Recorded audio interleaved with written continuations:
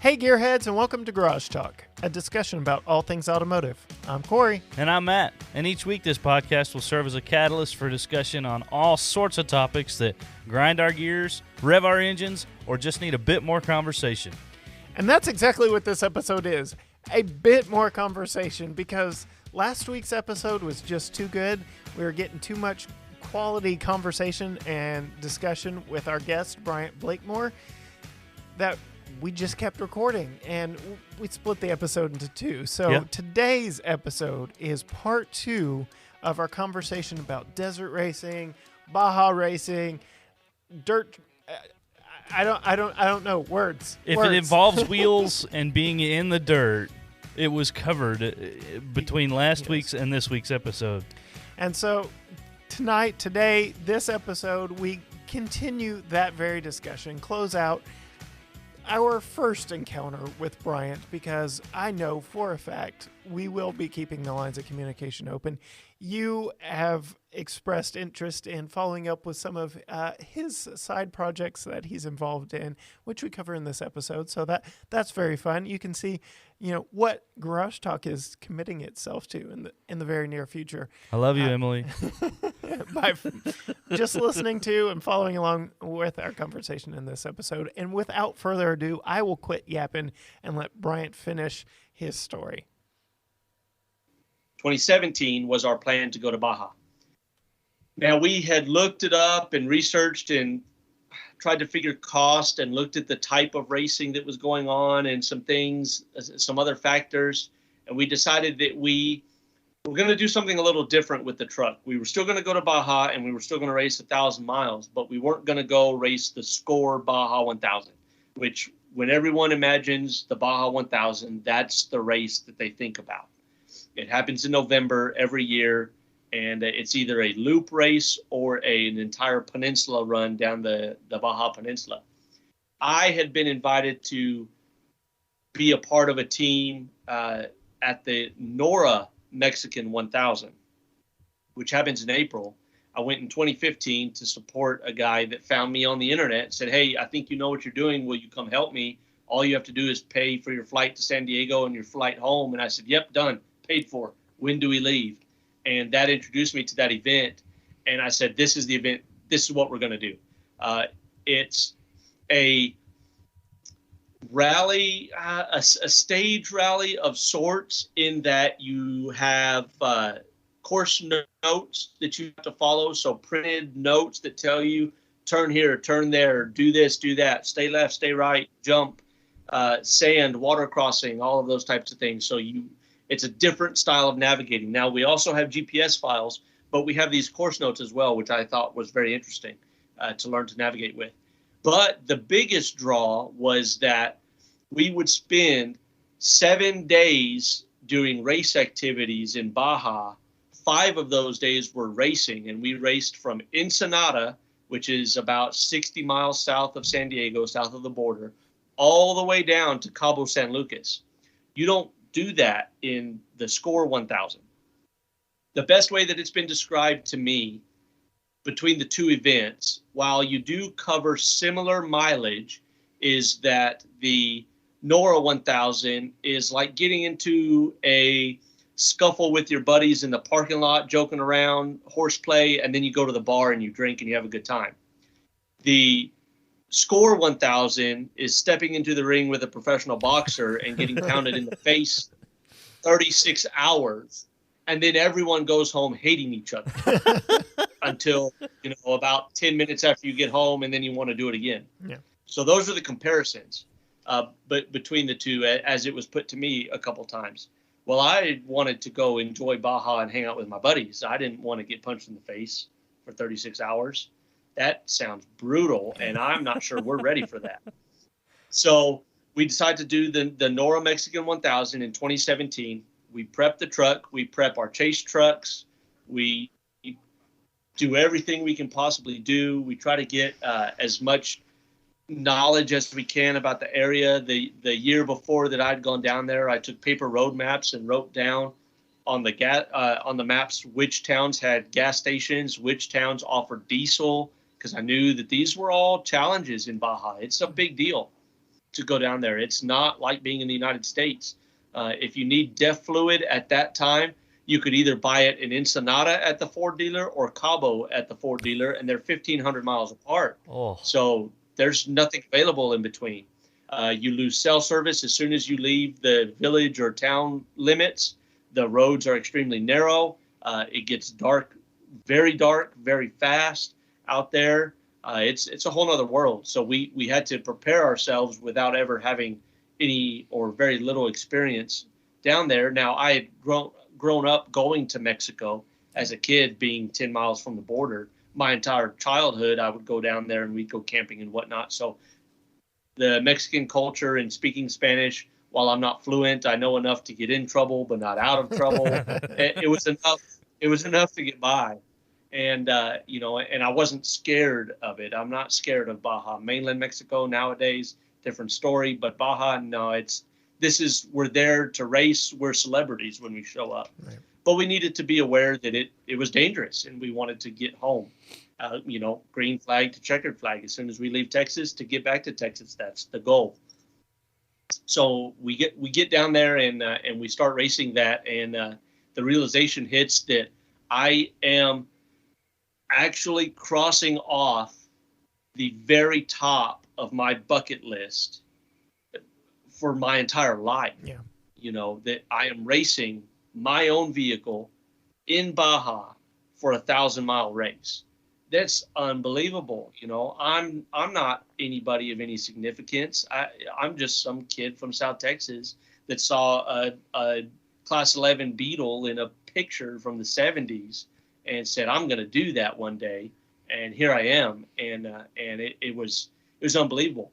We raced the whole race. We finished as is our goal. We didn't finish without difficulty. We lost brakes and power steering for the last 2 days, which is in a 9,000-pound solid axle truck on 37s is a chore.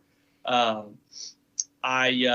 nearly embarrassed myself at one of the finish lines by shifting the entire finish line ramp back a few feet because the truck was stalling out, and I had to 2-foot throttle it to keep it from dying. And then when I exited the ramp, it wasn't fastened to the road properly, and I spit it out from behind the truck, and that was exciting, and nearly got us disqualified from the entire race.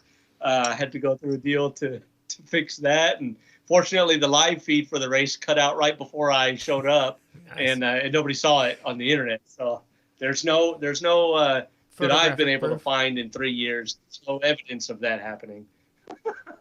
And we made it all the way to Cabo. And I am extremely grateful for my partners at that time, helping me with the vehicle and helping me achieve my dream, and for everyone that supported us and all of the companies that we were able to work with for suspension and for wheels and for different parts on the vehicle, and my family that helped support this endeavor. I literally could not have done it by myself. I can't afford that kind of thing really on my own. It is incredibly expensive. For people wondering, without any of the cost of the vehicle, just fuel for 2 chase trucks and 1 race car and all of the hotels and all of the people going down and going back, and it was 6,000 miles just to get there and home. It took 2 days to get to Mexico, and 2 days to get home from Mexico, and 2 more days to get out of Mexico after we were done with the race. All of that, all in, you've got to have about 30 grand ready to do that. To be realistic about the numbers. I'm not scared to talk about it because people want to do it. They need to know. Yeah. And we did it. We did it on an extreme shoestring budget. We were running in a very limited vehicle that ran on pump gas. It was nothing fancy. We had mild prep in the vehicle. We bought our vehicle used. We didn't spend a lot to do it, and it still cost us a significant amount to be a part of that deal. And like I said, I'm extremely grateful for all of these opportunities coming together into that. So that was all we did for 2017 with the race truck. Now my association continued to put on races in Texas, and we had a lot of fun doing it. And we also had some trouble at the end of our 2017 season. Some of the logistical aspects of putting on desert racing in Texas is unknown and very difficult. We have a different set of rules that we have to play by here, in that we have private land.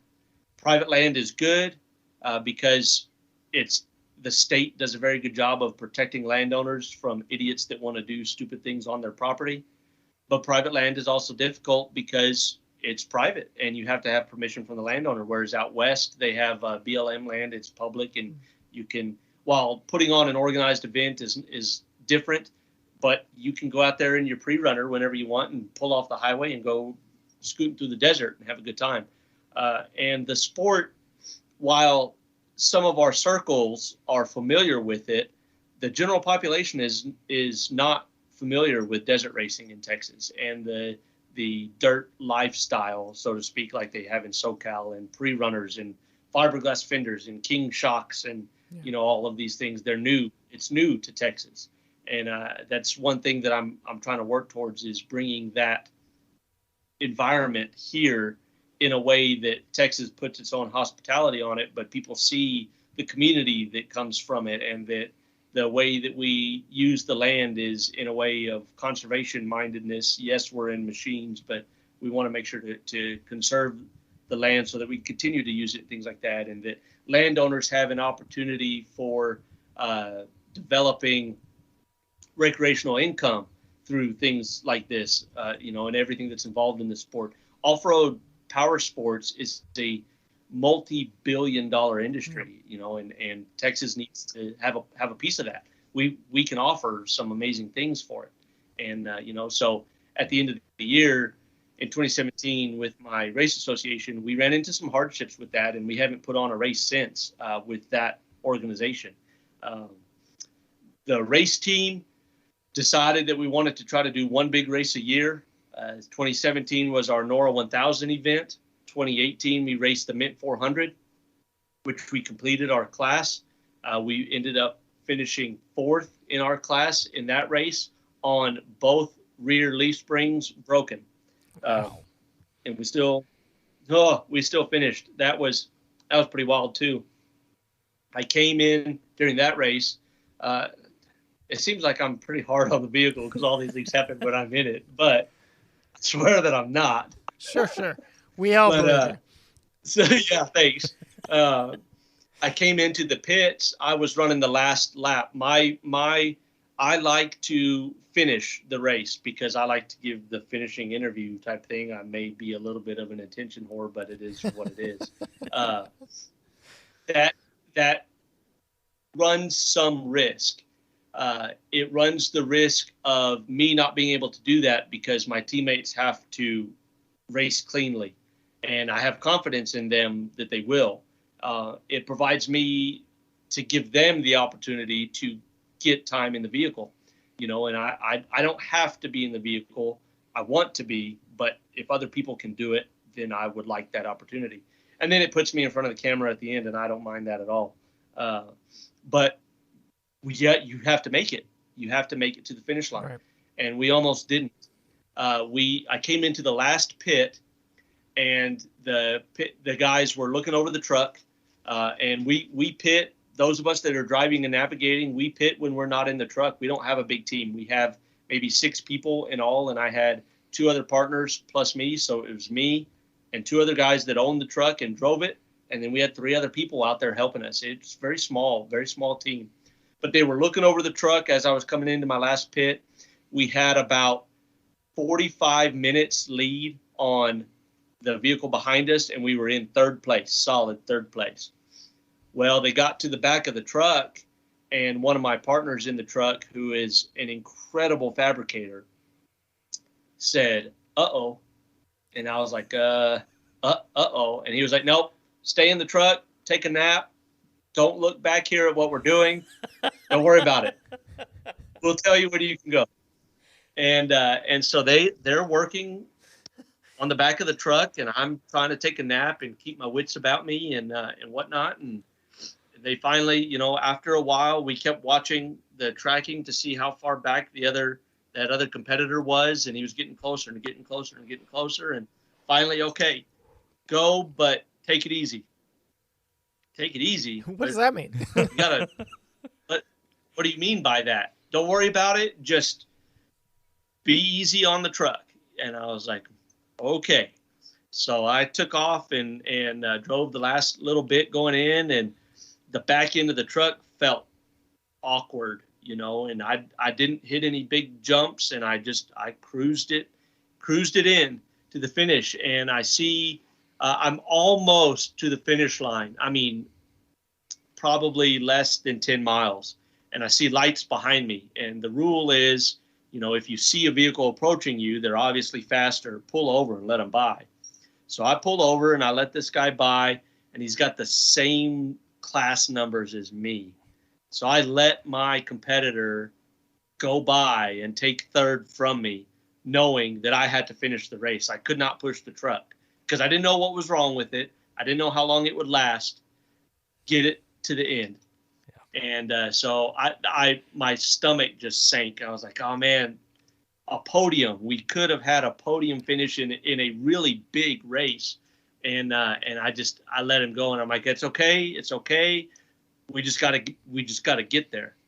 And so we make it to the finish line. I don't push the truck. I don't try to catch that guy. I let him go. And we get to the finish line, and the team comes out and looks, and we're waiting and staging to go up to the podium, or to the I guess the finished podium, where they're interviewing all the racers and all that. And I get out and stretch my legs and look back on what they were messing with on the truck, and I see this wad of duct tape, and I'm like, what is that? And then I see a 1-inch ratchet strap, and I'm like, what is that? And then I see 3 vice grips, and I'm like, this is not getting better.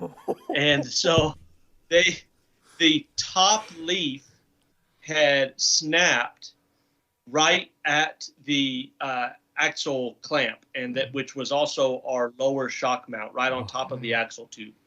And the top leaf there had snapped and sprung up, and the only thing holding the entire leaf pack to the truck was one small bolt that holds the spring pack together. One of those, one clamp on there. And they had unloaded the suspension, brought everything back down, vice gripped it together, zip tied the vice grips to the truck so if they fell off, we wouldn't lose those, duct taped everything, and wrapped a 1-inch ratchet strap around all of that and taped that up. And I was like, oh man, I'm glad you guys didn't tell me what you were doing back there. Boy, no kidding. So, we finished with everything intact. All the vice grips were there. Everything was there. I think there were some sockets wedged in there somewhere, probably 10 millimeters. I don't know. And then we walk around to the other side of the truck, because about halfway through my last little section of racing, the back end got really squirrely. And I thought, man, I better back it off a couple notches because something is not good back there. And it turns out that the leaf spring on the other side had done the exact same thing in the last few miles of the race. So we were literally held on by a thread to make it, but we made it. And that's always the goal, is to finish. And so with those experiences, I've got hours worth of stories. And I didn't even give any stories about in Baja or anything like that, and it's amazing that this sport has become my only interest. And I've got some interest in some other cars, and of course I always will. I'm a gearhead. But off-road racing is better than I could have ever imagined it would be, being a 7-year-old kid on a couch looking at pictures from the 70s about it. And I am so thankful to share it with people and to share it with y'all and the audience and everyone. I hope that it is inspirational for them to either get into the sport, which is what I really want, more people involved in desert racing, especially in Texas, or to just pursue what they wish to pursue, that one little dream that they've had their entire life. go after it. It's going to be difficult and it takes a lot of work, but you can do it. And if you do it, I hope that you find that it is better than you imagined it ever would be, because it has been for me. Fortunately and unfortunately, the race association, I bought my partner out at the end of 2018 in that, and I also bought out my 2 partners in my race car. It's unfortunate because I really enjoyed working with all those people and we did some incredible things. However, their interests changed, and that's fine. It happens. My interest did not, so I kept everything. But it's 3 times the work now for me, right, and 3 times the cost. And because of that, my race truck has sat for 2 years since the 2018 Mint 400 with some issues that I need to resolve in it. And it just sits in my shop until I get time to work on it and money to spend on it. I'm close. It's very close to being back on the road better than ever. And I look forward to being able to race it again in Texas. The association, kind of the same thing. We've furloughed for a while, trying to reorganize and figure out the best approach to the sport. But I've got some new people interested in working with me on that. 2021, I'm checking out a handful of brand new race courses that nobody has ever raced on, that aren't even real race courses yet. They're just property where people have said, hey, that sounds cool. I think I'll let you do that here. Awesome. And so the future is bright and dusty, as I like to say, for the sport. There's a lot of really, really cool stuff happening. And that's my main passion. And I'm extremely grateful for any opportunity I have to share that and to provide other opportunity for people. I went to Southern California earlier in 2020, and I bought a 1976 Datsun 620 King Cab pickup truck it's set up for desert racing. And I found it super cheap on Facebook. It was affordable for me to buy the truck and drive out to SoCal and pick it up and bring it back to give somebody in Texas a vehicle to start desert racing with. Awesome. It needs a few safety things in it, but I've got it. I'm selling it for what I have in it right now, which is under $3,000. Oh, wow. You can't get a race car for any cheaper. Yeah. It's the cheapest way. I just want somebody to have this opportunity to try it. I guarantee you that if you have any interest in motorsports or cars or anything, as soon as you set foot at a desert race or get to sit in a desert vehicle, you will give up everything else that you have interest in, and you'll only want to do that. I promise. That's fantastic. Well, I can instantly see now why, when I brought up the TRX in talking to you earlier, why you have such a vested interest in that. Not only are you a Dodge/Ram guy, but that vehicle was purpose built for what is your passion. And I can only imagine that you watched all the media press coverage of the FCA event. Every single with everyone. With just I follow every journalist on Instagram that has posted a picture of it. I like all the pictures. I message the guys that are involved in building it. I email them. I call them. I want to be a part of that program. Yeah. So speaking about that, when the Raptor came out, I followed it from being a concept. And I thought, cool, a purpose-built desert truck that I can buy from the factory. This is going to be awesome. I'm not going to lie. I was disappointed when it came out. And I haven't driven the EcoBoost version, but it sounds terrible, and I don't have any interest in driving it now. But I drove the 5.4 and I drove the 6.2, and I was disappointed. My single cab, 12-valve, long travel Cummins pickup felt better in every situation than those Raptors did, and I was pretty bummed about that. And then, 2016, when the TRX concept was floated around, and I thought, well, I have Rams now, and I guess I'm going to be a fanboy for a particular brand, and that's going to be it. So please, please, please build that truck. It needs to happen. The Raptor can't be the only one in that division. And when they came out with it, I know some of the guys that had, not extremely personally, but I've interacted through desert racing with some of the guys that drove the TRX in the commercials when they first released the truck. You know, I know some of those guys through desert racing, and I was able to talk to some people that set up the media drives for them, you know, for some of them. And I asked them, what do you think? Because you know what is required of a desert vehicle. What do you think? And they said, this is the most unbelievable vehicle we've ever driven for this type of thing. And every journalist has said the same thing. And these are people with experience in these vehicles and in this environment and for what this vehicle is built for. And I have seen no negative feedback on it, aside from maybe someone complaining about the bed size or something like that. Come on, I don't care. That's not what this vehicle's for, you know. But for what it is for, the praise is amazing. And so, what I would like to see happening, and I hear some chatter every now and then, some subtle hints that Ram is planning to race the truck. BITD, Best in the Desert, out in Nevada and in that area, they have a class. It's called Class 1200. It is for full-size production vehicles. It's similar to what Stock Full was back in the day and whatnot. And there's only one vehicle that competes in that class. And there's only one vehicle that competes in the they make, I don't know what the name of it is. It's Class 7300, but it's for the midsize trucks, Colorados, Rangers, Tacomas, things like that. There's only one in each of those classes, and they're both run by Rod Hall's son, Chad, Hall Performance or Hall Racing, and one is a Silverado Trail Boss, and one is a Colorado ZR2. Wow. Amazing vehicles. That's cool. They're the only ones on the track. Come on, manufacturers. Yeah. Let's give them some competition. It's not a race until you have two.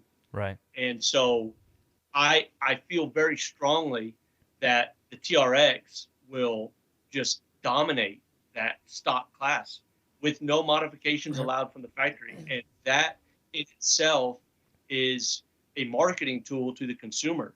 This is the same truck that you can buy from the dealership, and it's out here doing all this stuff and surviving. I know it will survive. Well, it's just like what Trans Am racing was in the 60s for Yes. Camaros and Firebirds. It is the modern day, you know, race on Sunday, sell on Monday kind of situation, because that's exactly what you want. It's the new frontier. Oh, yeah.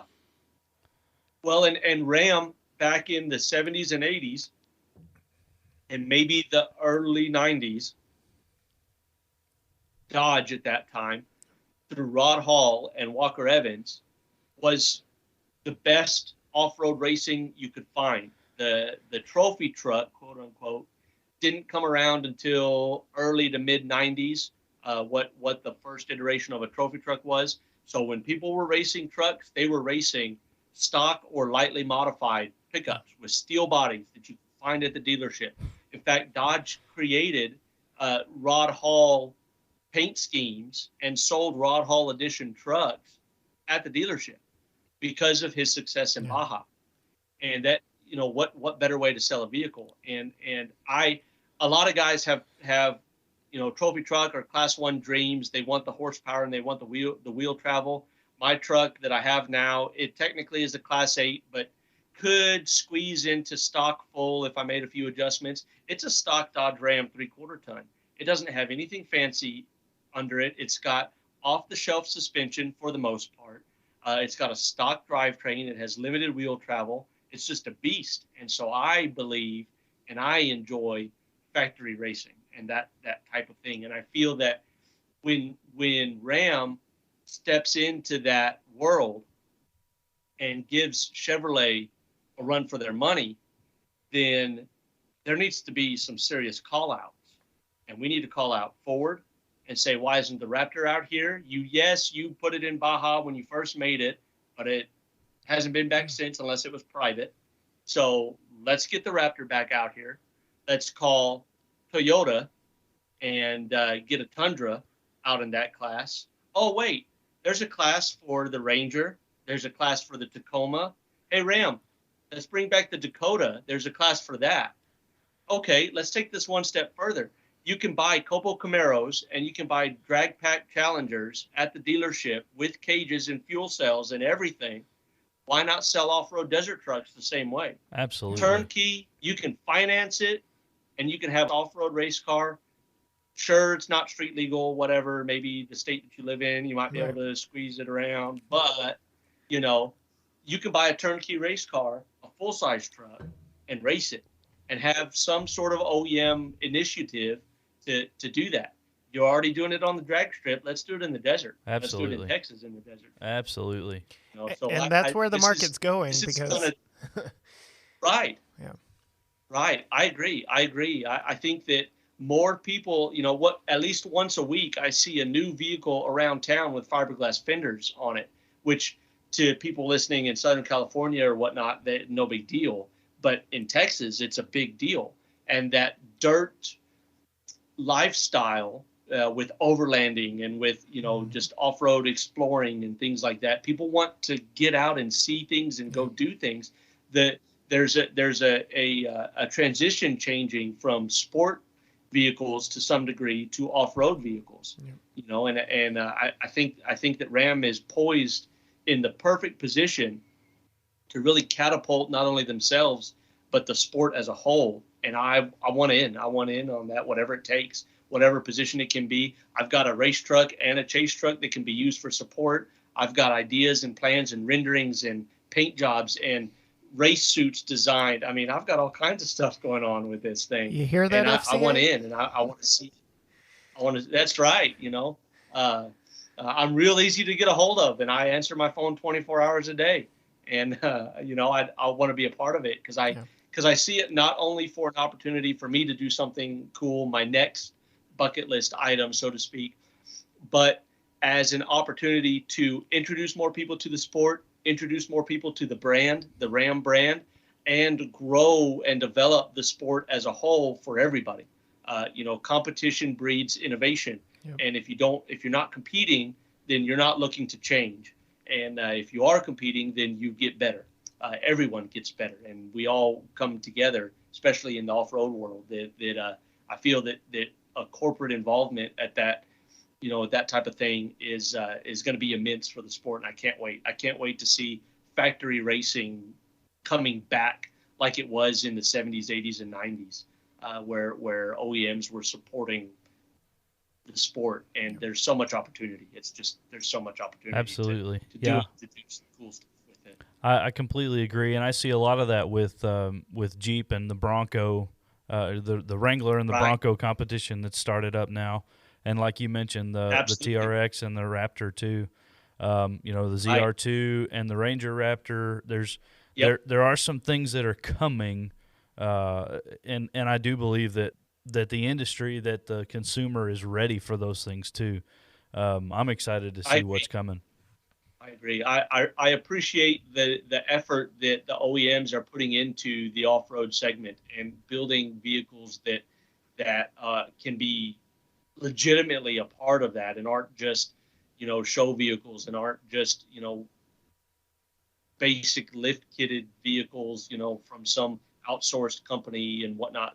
They're performance vehicles. Yeah. And they're well engineered performance vehicles, and I believe in it 100%. And I'm very thankful that it's happening. I'd be even more thankful if I could be a part of it too. Absolutely. Well, where can people find you to support everything that you're involved with right now, to be able to find you? Sure. And you know, if we just happen to know somebody at FCA that could get a hold of you that's listening to the podcast, how can they get a hold of you? Oh, yeah. Okay. So I am heavily active on Facebook. That's my primary. So either me as an individual, Bryant Blakemore, or Tequachi Motorsports, or Tora Tejas Off-Road Racing Association, any of those, send me a message, whatever, and I will give you more information to go other places and see things that may interest you on an individual level, you know. And then I also am pretty heavy on Instagram. Same, Tequachi Motorsports, TAQUACHE Motorsports, all one word. That's my personal Instagram. And then I have an Instagram also for the Race Association, TORA, or Tejas Off-Road Racing Association. That's a bit inactive right now because we've kind of been on hiatus while we reorganize and try to do some other things with that. But it'll be hopefully coming back in the next year or two with some new stuff. There are other race associations in Texas, the TDRA and STORR, STORR, that race off-road in Texas now. If you want to get into something now, contact me. I will help you get in touch with those guys. Like I said, competition breeds innovation. Absolutely. And we have to work together to grow the whole sport. Texas is huge, and there's plenty of room for everybody to do the things that they want to do. And I'm easy to get a hold of. Email, phone, it's all public information. I don't hide in the shadows. I like to talk to people about anything, and especially if it's something that I can help them with on their own path. I really enjoy doing that. So reach out to me, anybody. Yeah, awesome. And we'll put links in the show notes to all your online persona so that people can quickly and easily, just from listening, scroll up and find that link and click on there. Good. And get to you from there. Before we dive into our last segment, I do have one question that I've just been dying to talk to you about. Okay. And that's the Hoopty X Triathlon. Oh, yeah. Okay. And right. You hadn't even touched on it yet. I figured it would have been something that we talked about earlier on, but just seeing some of the pictures of what you had been through and what you brought to that, just go into that. Sure. So the Hoopty X or Hoopty Cross, whatever you might call it, it's HOOPTIEX. It is a super budget friendly grassroots as it gets style of rally cross kind of racing. It is literally the cheapest way to go racing in the dirt anywhere. I didn't start it, but I'm fortunate to be involved with the guys that did. It originated from the Gambler 500, and I don't know if you're familiar with that or not, but up in the Pacific Northwest, a group of guys decided to buy cheap cars and try to make it through the forest roads of Oregon to go to some bar or something like that. And it turned into this ridiculous off-road waypoint rally, not a competition. It's not a race, but you spend $500 on a minivan and you try to drive it through the forest and pick up trash along the way. It's automotive-based conservationism is what it is. Well, one of the guys involved in that was really interested in having a competitive side to it. So he got with the guy that started it. The two guys that I've interacted with are Tate Morgan and Chuck Brazier. And the internet is a wild place. I got hooked up with these guys through the internet, and somehow they gravitated towards me and doing what I'm doing, and thought that I could add value to what they were doing. And we've remained, good friends and are in contact and constantly, bounce ideas off each other and whatnot. Well, Chuck wanted to race. And the Gambler events, they're all over the nation. They're actually all over the world now. And they're all the same premise. Cheap, ridiculous cars that are not supposed to go to these places, clean up the trash along the way. That's it. And Chuck wanted to have a competitive side to it. So he said, okay, so let's take these cheap, ridiculous cars and actually do time trials in the dirt on a rally style course or something like that. And they figured it out. They figured out how to do it legally and safely. And they started it in Oregon and whatnot. And I was following along with what they were doing. And I called Chuck and I said, hey, I can give you a place to do this in Texas. We can do this in Texas. What do you think? And he said, yep, whatever you want to do, let's talk about it and do it. So fortunately, I live at a lake in West Texas, believe it or not, that has water in it. Hey. And just outside of Lubbock. And it actually has an OHV park attached to it. So my backyard is an off-road park. not even joking. I can see it from where I'm sitting right now. Nice. Oh, So I spoke with the lake management and I said, hey, I want to bring this ridiculous event here. What do you think? And the lake manager was like, that looks awesome. Yes. And so we brought Hoopty Cross to Texas, and there's a class for every vehicle. Literally, if you show up and it's safe, you can race it. You can bring a Mazda Miata. You can bring your mom's Honda Odyssey with or without permission. It doesn't matter to us. You can bring your grandmother's Park Avenue. You can bring a stock F-150 pickup. You can bring a Raptor. You can bring a side-by-side. You can bring a desert race vehicle. And by the way, pretty much all of these are vehicles that have shown up to this event. You can bring a full-on trophy truck if you want. I haven't had one of those yet, but it's on my list. I've got some people that I'm trying to coax out of their shops with their race cars. But literally anything. And it's subdivided into classes. There's a two-wheel drive class, a four-wheel or all-wheel drive class, and then there's what's called the hater class, which are for not $500 vehicles, a little more modified, a little better equipped.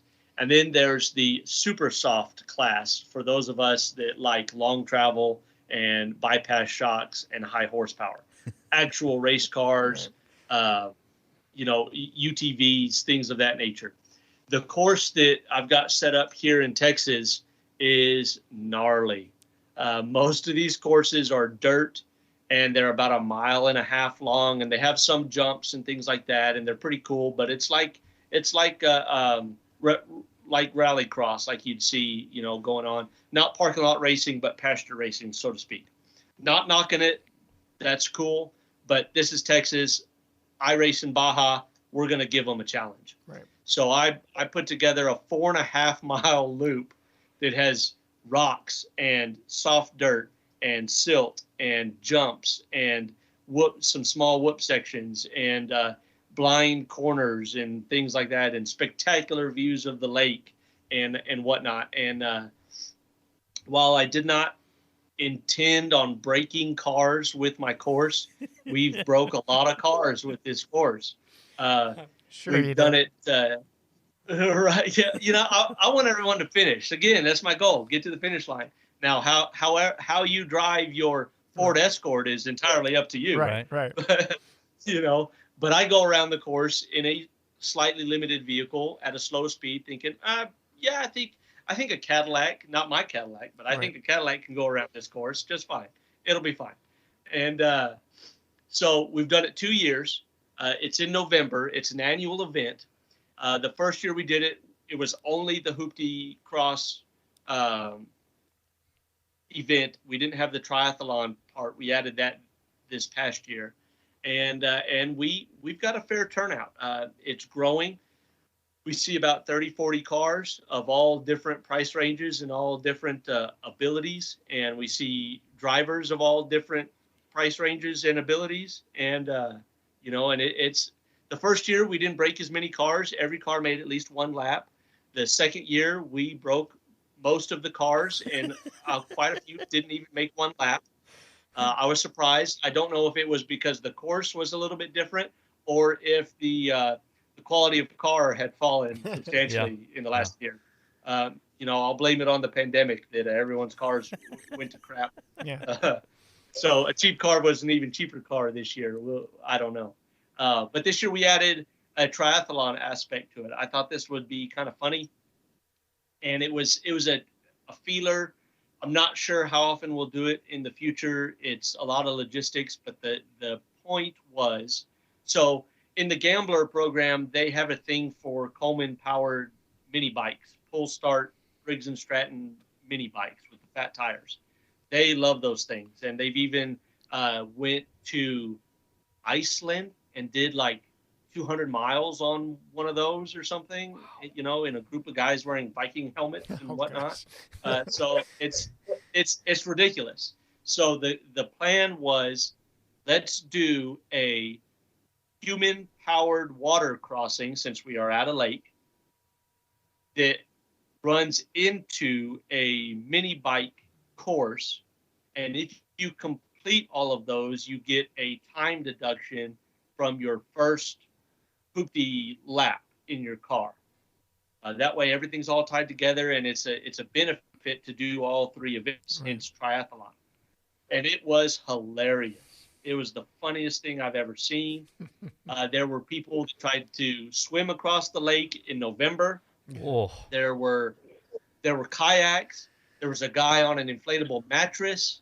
I didn't see anybody in a Yeti cooler or a Flex sealed shopping cart. I was hoping to see some things like that, or like a trash can, or hopefully those things will come in the future. But people went across and they were wearing costumes, and think of it like aquatic Flugtag, like Red Bull does.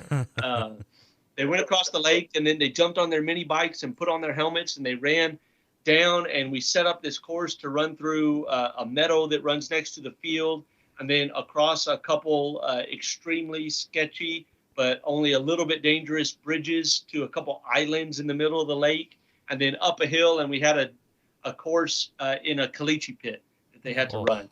The uphill part is difficult to traverse in a four-wheel drive Jeep, much less a Vespa or a mini bike.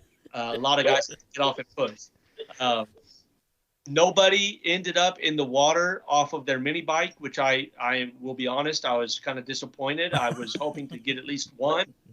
They all navigated it quite well. I was impressed, and it was hysterical to watch all that going on.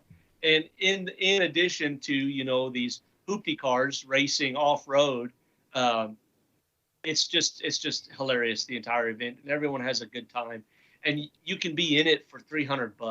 Yeah. And there's nowhere else that you can race a national point circuit for that kind of money. Oh yeah. This year, at the end of this season, I think they're actually going to June with the 2020 season, so June of 2021 or something like that. There's a couple more races this year.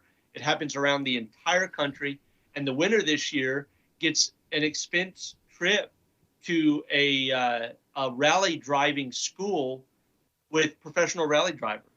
They get to go and learn how to drive real rally cars in Texas, by the way. It's Rally Ready Driving School outside of Austin. Yep. And that's their prize. How cool is that for racing a car that costs $300? All right. As soon as my Impreza is not a daily anymore, I'm beating on it in the hills of East Texas or of Texas. I'm doing this event one way or another. I'm doing this event.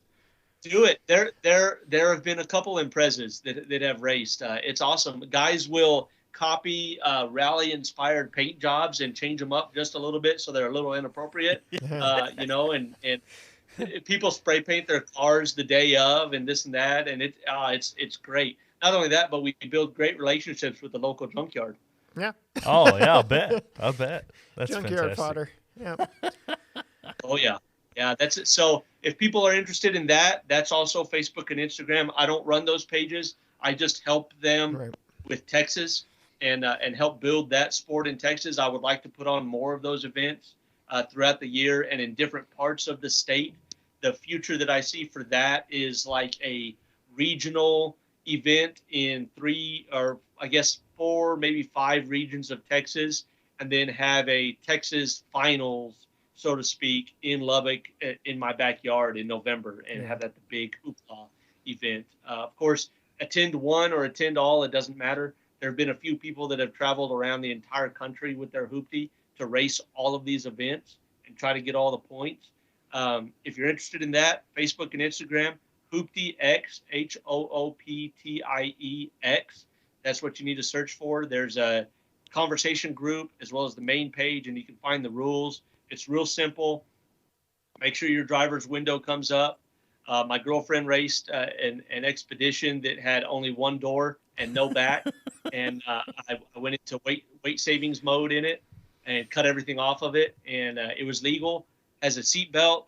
The battery was tied down, and she was in a helmet and full race gear. You don't have to be in full race gear, just a helmet. But I had it, and I might think she looks good in it, so I put her in it, and it's the literally the cheapest form of motorsports, especially in the dirt, that you can get into. and people will laugh at you, but they'll laugh with you because of how ridiculous and crazy your vehicle is, not because you showed up at the autocross in a $300 car, where they laugh at you because you're poor. It's not like that. Here in the dirt, in the hoopty world, where I have found myself living recently, come on in. Anything you got, we want it all. Bring it. So, Matt, you asked just earlier this week, are there any events that we have scheduled for 2021 where we'll need a camper and take a trip? Yeah. I knew that I was going to ask this question and that we were going to talk about this a little bit. So, that's why I was a little coy in my answer back to you. I'm good with it. Oh, yeah. So, second weekend in November. Okay. Outside Lubbock, Texas, Buffalo Springs Lake. That's where we have it. We've got full hookup RV spots. We've got Airbnbs out here. We've got campgrounds. And Lubbock is only 10 miles away for hotels and amenities and everything else. It's a blast. It's an amazing time. I'm going to alter the course a little bit, shorten it up a little bit to try to give everyone more laps rather than longer laps, and hopefully not break as many cars because that kind of puts a stall in the event.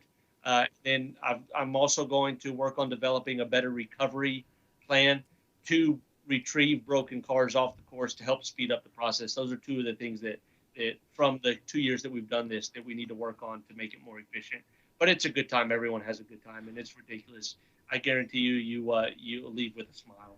Well, if you promise not to tell my wife what I'm doing, I will make it my goal this year to have another vehicle that will get me back and forth to work, and I'll come beat on the Impreza in November. Oh, man, that's awesome. I like hearing that. A lot of my buddies' wives I may not have the best relationship with because I often talk them into bad ideas like this. So I take no responsibility for that. However, I have been blamed for it before. All right. So now we will jump into.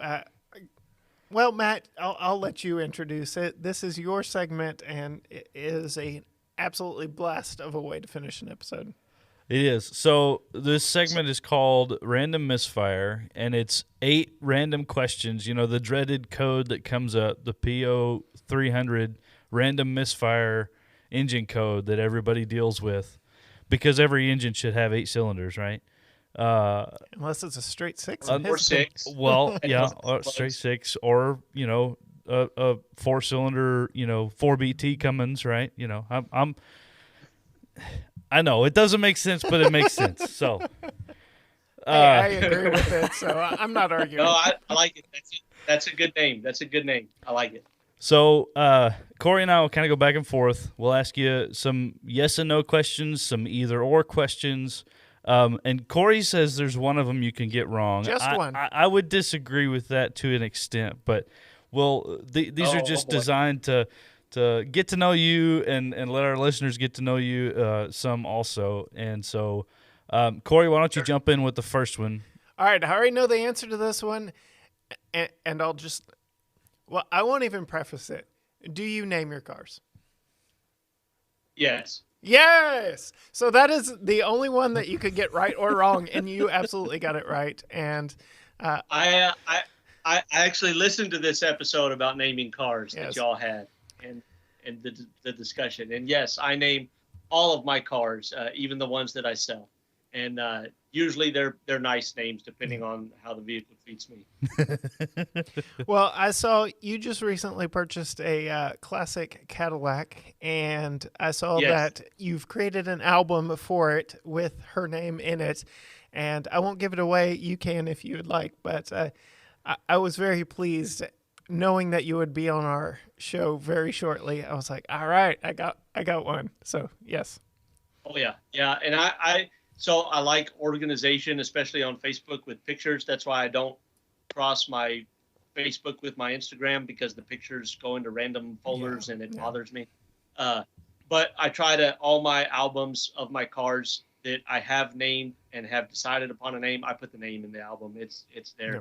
The Cadillac that you're speaking of is a 62 DeVille sedan, matte black with flames, slammed on the ground on a set of homemade white walls that I made. And her name is Agena. He's named after the rocket booster section during the Apollo missions in the 60s that powered our trips to the moon. And if you believe in that, I'm not going to get into that. But, all those programs.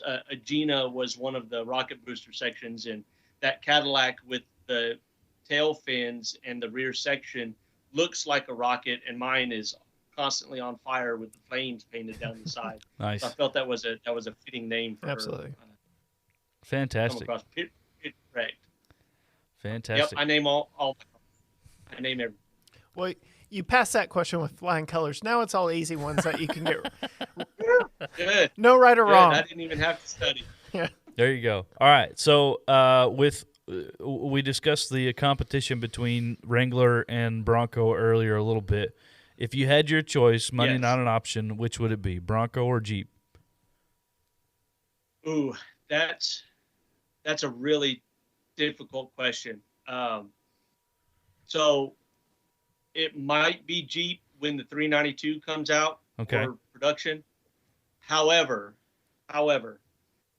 the history of the Bronco and the ability to put it in Class 3 off-road racing really draws to me. Short wheelbase four-wheel drive, and the Bronco's history in Baja is much greater than the Jeep's history in Baja, even though people did race Jeeps and still do race Jeeps. In Baja, the heritage behind the Bronco is there, and it doesn't hurt that I'm friends with the Hall family. Yeah. And their involvement with the Bronco program as well. That's a really difficult question, and I'm not sure that I have a defined answer on that. Okay. All right. And it is, especially for someone as ingrained in the culture as he is, it's a very tough question because the Bronco's not even out yet. Right. And, most of the people we ask that of is, styling, brand preference, this, that, and the other. So that was a really tough one to throw at him. So. Fair enough. So I will say that I do currently own a Jeep, and I did own a Bronco, and the Bronco was the worst vehicle I ever owned. Whether it was my fault or someone else's, I don't know, but it was riddled with, well, not riddled. It had one very specific problem that was the bane of my existence, and I could never get it fixed to where I could enjoy that Bronco. So it truly was I do fix or repair daily. And, well, I've owned a few Fords, so I can't say I'm not as much as it seems like I may be a Mopar guy. I'm really not brand specific. I just want to race a TRX in Best in the Desert. Yeah.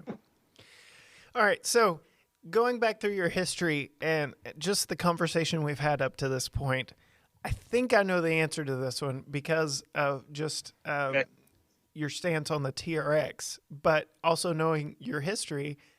Would you rather build it or buy it? That's still one from you, Matt. It depends on what it is. So I like working on cars. I don't like fixing broken everyday cars. That's monotonous, and it bothers me trying to track down problems. However, if that problem is performance related or hot rod in nature, then I'm all for it. That's a tough one. I don't discredit people that buy things that are already done because I know how much work it takes to build one. I've sold many vehicles half finished because I ran out of steam or money or interest or on it. But the pride in having things that you have built cannot be matched. Right. It can't. A lot of the cars, I do all my own wrench work for 90% of it. So I have pride in every vehicle that I have because I do work on all of my cars, unless it's some specialty thing or I don't have time to work on something specific. But all the custom stuff, I try to do it myself, or at least learn how to do it myself, because it does feel good at the end of the day to be driving down the road in a vehicle that you put blood, sweat, and tears into of your own and not just your wallet. However, I don't discredit people that have bought something, that's done. As long as cars are being bought and on the road and used and enjoyed and someone's one person smiles from it, you do whatever you want with your cars, man. Yep. That's better than them rotting in the junkyard or rotting on a dealership lot. Yep. That's all I ask is just do something, make it smile from a car. That's cool. Well said. Well said. Very well said. I'm going to change this one. We usually ask if you prefer 2 wheels or 4 wheels, but I'm going to change it just a little bit because of your history, and I'm going to ask it this way. Would you rather 2-wheel drive or 4-wheel drive? That's a good question. 4-wheel drive, selectable 4-wheel drive is my personal preference. Not just for racing or being in the dirt or what have you, but all around, it's better to have it and not need it than to need it and not have it. Yep. A lot of that comes from experience in the desert, where I am a firm believer in 4-wheel drive. Because you can get into big problems, and high horsepower rear-wheel drive vehicles often find themselves in bigger problems because they are 2-wheel drive or rear-wheel drive. Yeah. So I'm 4-wheel drive all the time. Yep, definitely. I'd like to build some road cars that are 4-wheel drive or all-wheel drive and do some road racing in them. I just think that it's a major advantage all the time. So yeah, definitely 4-wheel drive. Very cool. More technology. I'm not big on motorcycles. I've got 2 dirt bikes and I am not good on them. So 4 wheels, 2 wheels or 4 wheels is definitely 4 wheels. Yeah. All right. So more technology in vehicles or less technology in vehicles? That's another good question. It depends on the technology. So my Cadillac right now is carbureted. It's getting EFI very soon because it left me. It didn't leave me, but I wanted to drive it New Year's night and cruise around to all my friends' houses in my Cadillac. Wouldn't start because of the carburetor. So not a big fan of that. However, it's got some advantages in other ways, right. And this can be related also to off-road. But more power, better power curves, things like that come from technology. I'm not a huge fan of nannies that you can't turn off on the car that can detract from the driving experience itself. If someone wants to buy an automated car, that's fine. Again, if it makes you smile, buy it and do it and have fun with it. But I like to have tactile feel in my vehicle. I like the vehicle to respond to me and me to have to respond to the vehicle, not the vehicle responding to itself, so to speak. So it can go either way. I think there should be a limit on the technology being put into vehicles. I think it can go too far. Yeah. Agreed. So I'm kind of in the middle on that one there. Yep. Kind of in the middle. I like fuel injection, but I don't want the car to drive itself. Yeah. It's a good place to be. Yeah. I'm somewhere in there. Definitely. Although self-driving cars are pretty cool. I mean, I wouldn't mind taking a nap on a long road trip. Yeah. But, Yeah. We'll see. We'll see if that. It's all about the purpose of the vehicle and Right. what you're using it for. So. Right. Absolutely. Absolutely. All right. Would you have a manual transmission, or do you prefer a manual transmission or an automatic transmission? Man, you're asking these multi-level questions. You said yes or no or pick Either one or the or, other, and I it's mean... not the case. It's not the case. So just wait till we get to the bonus round. That's right. Right, and it depends on the application of the vehicle. Okay. My Jeep is a manual, and it's awesome. I love it as a manual. Put it in first gear and 4-low, and it goes wherever you point it. No big deal. My off-road race truck is an automatic. I would not want that as a manual. I wouldn't want to have to be constantly sorting gears out and have to have concern for rapid terrain changes and the gearing that it's in, and potentially miss a gear and create a bigger problem. There's some headaches there. In town and whatnot, daily driving, I don't really care one way or the other. I'll drive anything that's put in front of me. I've got an old 924 Porsche that is lifted on all terrains, believe it or not. Everything I have goes in the dirt at least once, and it's a manual transmission, but it's going to be a blast to drive.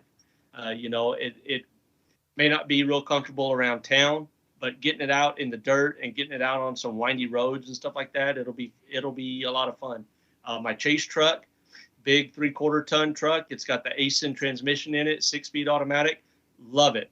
Don't have to shift it. I've owned a handful of other 3/4 and 1 ton trucks with manual transmissions, and while they do pull well, it's a lot of work. It's a lot of work to drive those trucks, especially with a trailer in traffic and whatnot. Man, a good automatic transmission in a tow pig is really nice and comfortable, and you enjoy your trip a little bit more, in my opinion. You run some greater risk of failure, but it's overall the driving experience for that particular vehicle is a little bit better. I'm on the fence on those two. I just don't know that I would want an automatic with paddle shifters. I don't know if those are all that great or not. Yeah. All right. So we've been hitting you kind of hard. This one hopefully will be easier. I don't know. We'll see.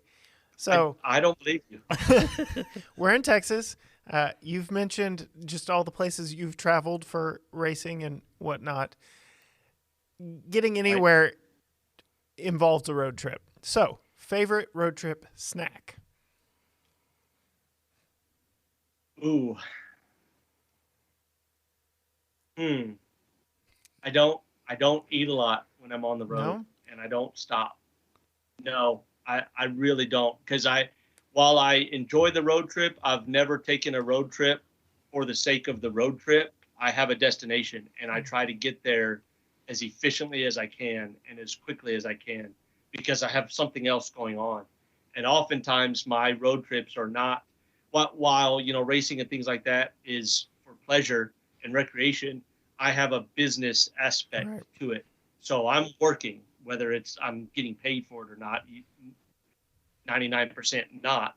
But I have things to do, and I need to get there, and I need to make up the miles and be there. And I enjoy the drive. I enjoy driving anywhere and everywhere.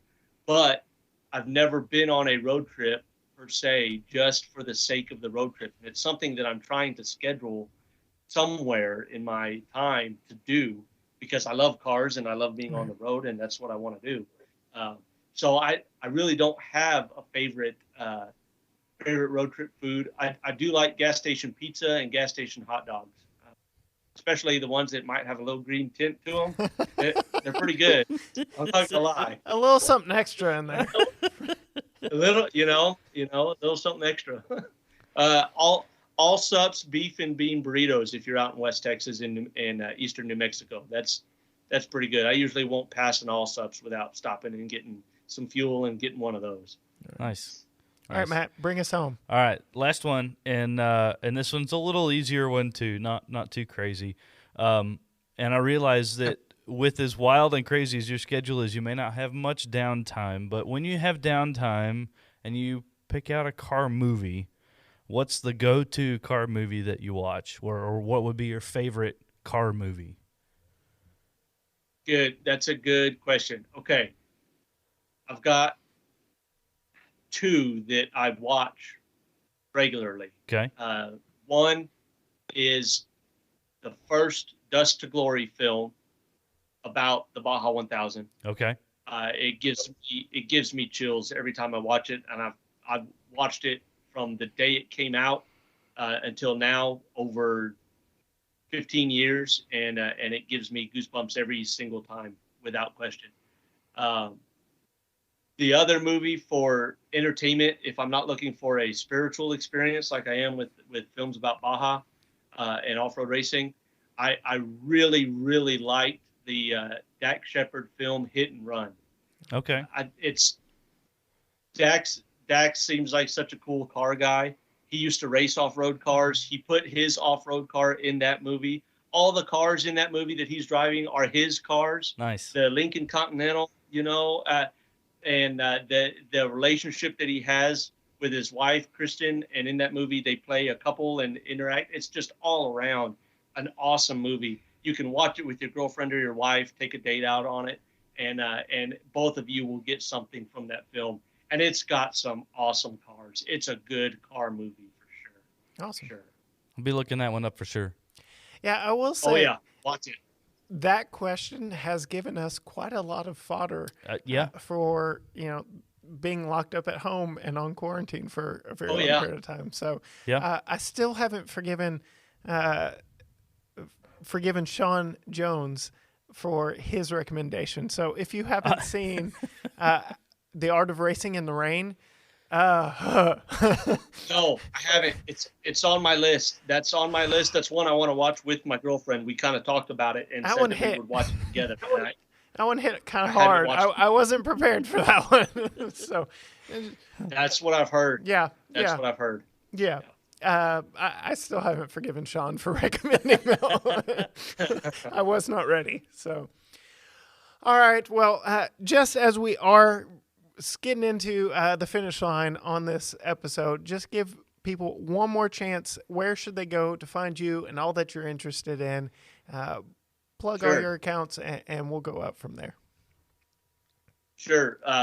Facebook and Instagram are what I use most. I don't do Snapchat or Twitter or TikTok or any of that stuff. I can't balance that many things. So Facebook and Instagram. Me personally, Bryant Blakemore or Tequache Motorsports, TAQUACHE Motorsports. Or if you want to follow along with the Desert Racing Association, that's Torra, Torra, or Tejas Off-Road Racing Association. Anywhere there, I'm readily available all the time, and I like interacting with people. So come look me up and build my follower account. I have a YouTube too, Tequache Motorsports. Like and subscribe, and watch me roll my race truck in front of everybody. There's a video of that. I'm definitely going and finding that video as soon as possible.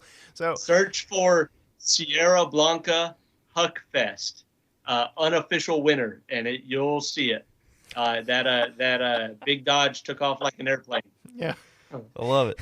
Just don't know how to land it. All right, so thank you, Bryant, so much for coming on and shooting the breeze and telling your story. We will keep the lines of communication open because I don't believe that you have even scratched the surface on what you can share with us, and just looking to keep the lines of communication open with you. So thank you very much.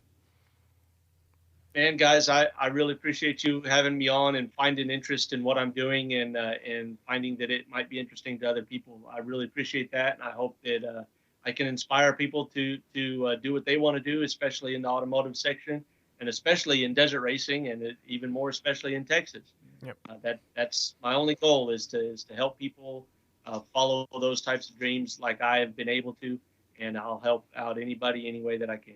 Awesome. Thank you. Thank you very much. Wow. 2 episodes worth of really great content. Fantastic. And I've said it before, the true blessing of what Garage Talk is turning into is just building connections with people throughout the industry who do awesome stuff.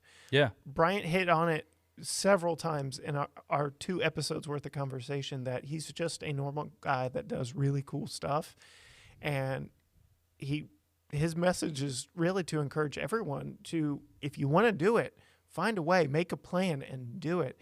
And that's essentially what Garage Talk is for you and I, is you and I both wanted to be involved in the auto industry in a more grand scale than either of us were currently. I was more or less a fan. You're at least getting your hands dirty, but we wanted more, and that is what started Garage Talk, and we're just incredibly grateful to each and every one of you for coming back and listening. We're thankful to all of our guests this week and last week. We're thankful to Bryant for coming on and sharing his story. Definitely. Just so much more to tell. I know we've just scratched the surface of some of the things he's done. Be sure and check him out. All his links are in the show notes below. You can head on over to gtgaragetalk.com, find out more of what we're into, what we're driving, what the latest car news, anything that you would want to know about Matt and I. Just head on over to gtgaragetalk.com for that information. And you'll be the first to know when it is I go and beat on the Subaru in the dirt. So if you haven't already, subscribe on your favorite podcast platform, share with your friends, help us out, and continue helping us to grow this channel into something. And you can also, help us out. Head on over to patreon.com/GT Garage Talk and, maybe find a few perks for helping a couple guys starting an automotive career, Yeah. so to speak. So Yeah. thank you so much for listening to This Week in Last, and until next time, bye.